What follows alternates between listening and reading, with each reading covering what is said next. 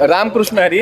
आज बीड शहरात अगदी भक्तिमय वातावरण झाले. कारणही तसंच आहे, कारण आज नात तिच्या आजोबाला भेटायला आली आहे. म्हणजेच आज आदिमाया आदिशक्ती मुक्ताबाई यांची पालखी आली आहे आणि आज ती मुक्कामी आहे हनुमान मंदिरामध्ये. उद्याच्याला ती जाईल बालाजी मंदिरामध्ये. माझ्यासोबत संस्थान आणि पालखीचे प्रमुख आहेत. बाबा एक पत्रकार म्हणून नाही, पण एक माणूस म्हणून पण माझेसुद्धा खूप सारे प्रश्न आहेत. आज मला माफ करा, पण आज तुम्हाला त्याचे उत्तरं द्यावेच लागतील नक्की. पालखी कधीपासून प्रस्थान होत होते, म्हणजे कधी सुरुवात झाली पालखीची, इतिहास काय पालखीचा? ऐका, या पालखीला फार मोठा इतिहास आहे, जुना. आता तो इतिहास सांगण्याकरता एवढंच म्हटलं येईल की 700 वर्षापूर्वी मुक्ताबाई गुप्त झाल्या आणि मग पांडुरंगाने त्यांना समाधी जेव्हा दिली तेव्हा आषाढी कार्तिकी विसरू नका मज, सांगत अशी गुज पांडुरंग, अंतराने तुम्ही लांब आहात तर बा दर एकादशी आषाढी आणि कार्तिकला तुम्ही आमच्या इथं यायचं. म्हणून ही संत परंपरा जुनी आहे, ती भक्तीचे एक अंग आहे. वारकरी संप्रदायामध्ये ज्या भक्ती केल्या जाते किंवा जो भक्तीचा प्रचार प्रसार करण्याकरता तुकोबाराय वैकुंठातून इथं आले. पिठू भक्तीचा डांगोरा. तुकोबारांतात आम्ही वैकुंठवासी आलो याची कारण असे, लोकांना भक्ती सांगण्याकरता तुकोबाराय वरून खाली आले. ते संत ब्रह्मस्वरूप होते आणि भक्तीचा प्रचार प्रस करता असताना तो त्यांनी वेगळ्या पद्धतीने केला. सोपी तुमच्या आयुष्यमानाचा विचार, तुमची कार्यक्षमता, या सगळ्या गोष्टीचा विचार करून संतांनी आपल्याला भक्ती शिकवली. मग भक्तीचे काही प्रकार आहेत, भक्तीच्या काही अवस्था आहेत, भक्तीचे काही अंग आहेत. तर भक्तीचे 5 अंग आहेत. त्याच्यामध्ये एक अंग आहे अभिगमन. अभिगमन म्हणजे जाणे आणि येणे, येरझार, आपल्या इष्टदेवतेच्या वारीला जाणे, गावाला जाणे आणि परत आपल्या गावाला येणे, याला म्हणतात वारी. वारकरी त्याला म्हणतात वारी. आणि ही वारी 2 प्रकारे असते, शुद्ध पक्षामध्ये आणि वद्य पक्षामध्ये. वद्य पक्षामध्ये संताची असते, शुद्ध पक्षामध्ये देवाची असते. पण देवाच्या वारीला सगळे संत जातात, म्हणून त्या वारीला अनन्यसाधारण महत्त्व आहे. भूवैकुंठ पंढरपूरला ज्ञानोबाराय, तुकोबाराय आदी करून सर्व संत त्या वारीला जातात. वारीला जाणारे वारकरी आणि वारी करून सिद्धता पावलेले ते सिद्ध संत, साधक संत आणि सिद्ध संत. त्यामध्ये निवृत्ती, ज्ञानदेव, सोपान, मुक्ताबाई, एकनाथ, नामदेव, तुकाराम ह्या काही संतांचा उल्लेख वारकरी संप्रदायामध्ये आहे.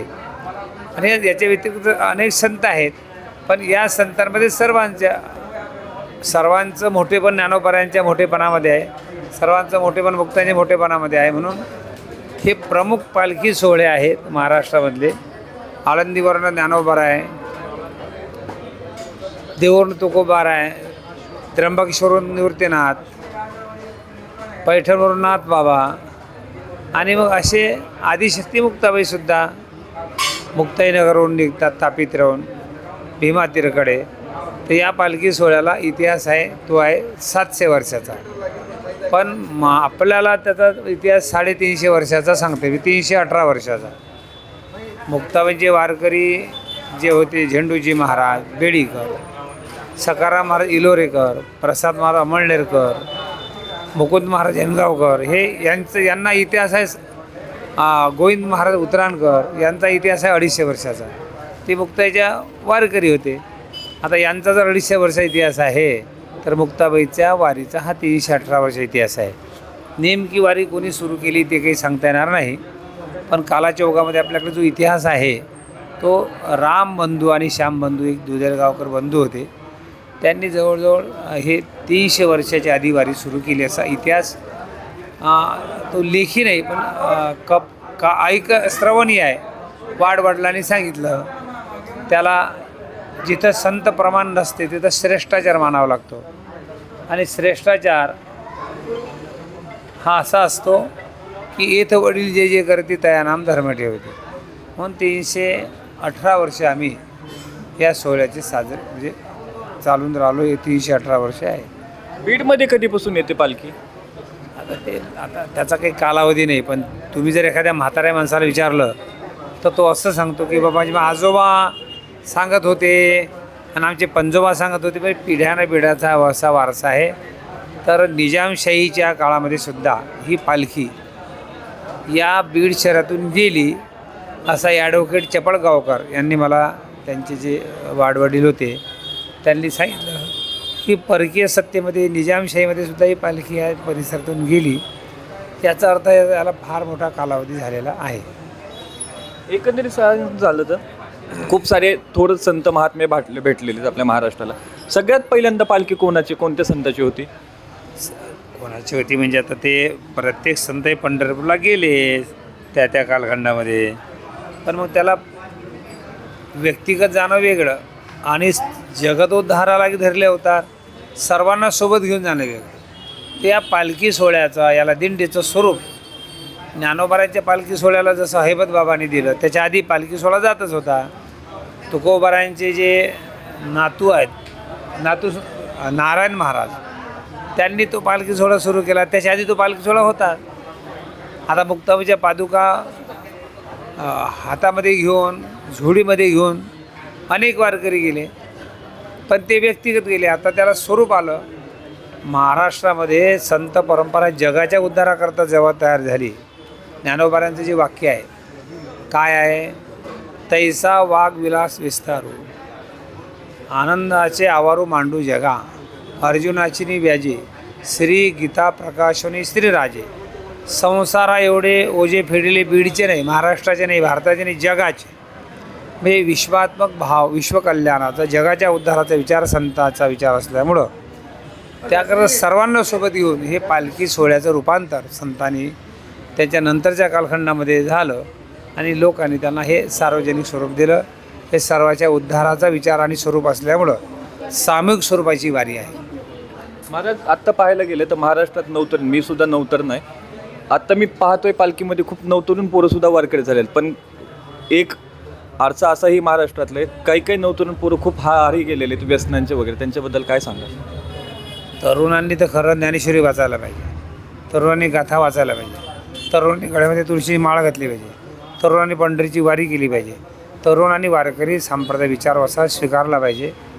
का स्वीकारला पाहिजे त्याचं कारण आहे, जवळ हे सकळ सिद्ध आहे, हात चालावया पाय, तव तू आपुले स्वहित पाय, तीर्थयात्रा जाय चुकू नको.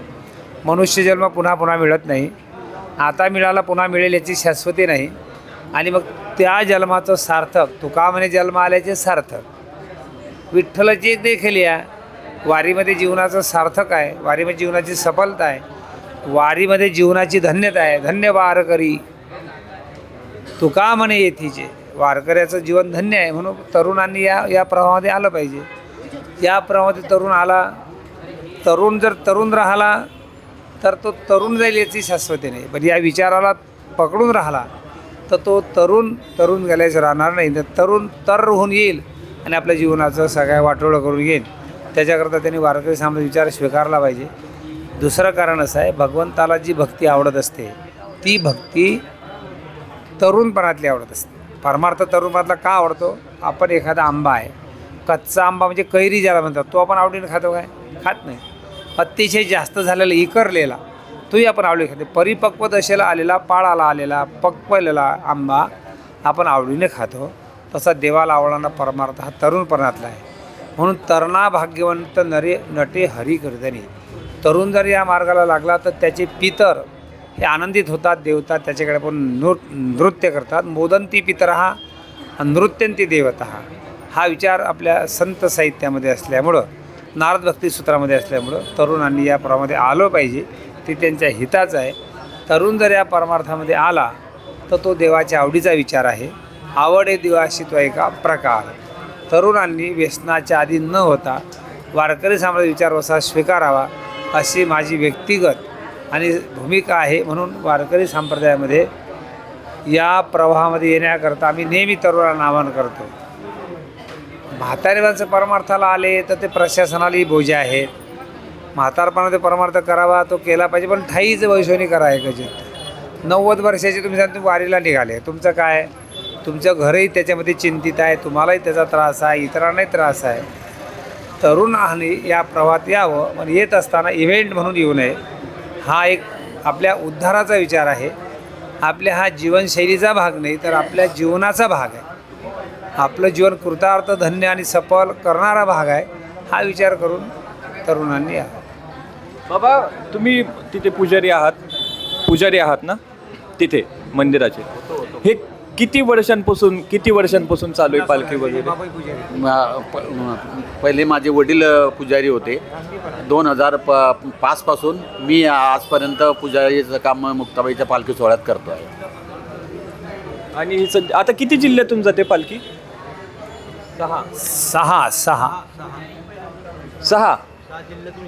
6 जिल्ह्यातून पालखी. ही जिल्हे म्हणजे जळगाव, बुलढाणा, जालना, बीड, धाराशिव आणि सोलापूर 6 जिल्ह्यातून 600 किलोमीटरचा प्रवाह, 318 परंपरा, 30 दिवसाचा जाणे आणि 30 दिवसाचे येणे आणि तिथं 7 दिवस 2 महिन्याचा हे प्रवास आहे. किती वारकरी आहेत सगळे मिळून? हजारो वारकरी आहे, शेकडो दिंड्या त्या पालखी सोहळ्यासोबत.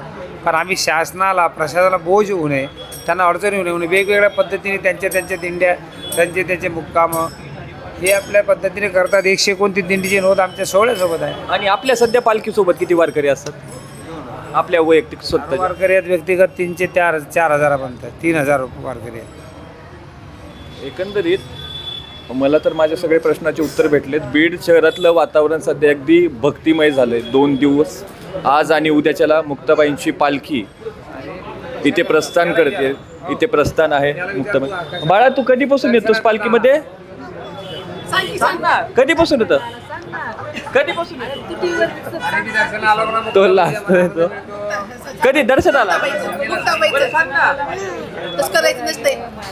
हुशार आहे तो, पण तो बोलत नाहीये. असं आहे सध्या वातावरण, भक्तिमय वातावरण झालंय. मी बालय शिंदे आणि मला बाबांचे विचार ऐकले. मलाही कधी कधी असं अचानक क्षणाला असं वाटतं, ह्या वातावरणात जेव्हा आपण बसतो का, तेव्हा खरंच या वातावरणात नाहून गेल्यासारखं वाटतं. आणि तेव्हा खरंच वाटतं संसार, मोह, माया हे सगळं सोडावं आणि वारकरी नक्की हवा. मी आहे सध्या माळवेसच्या हनुमान मंदिरामध्ये. माझ्यासोबत बाबा होते, ते पालखीचे 2 दिवस मुक्कामी आहे आता मुक्ताबाईची पालखी. कॅमेरामॅन मुकुंद चिंचकर सोबत मी बालय शिंदे. रामकृष्ण हरी.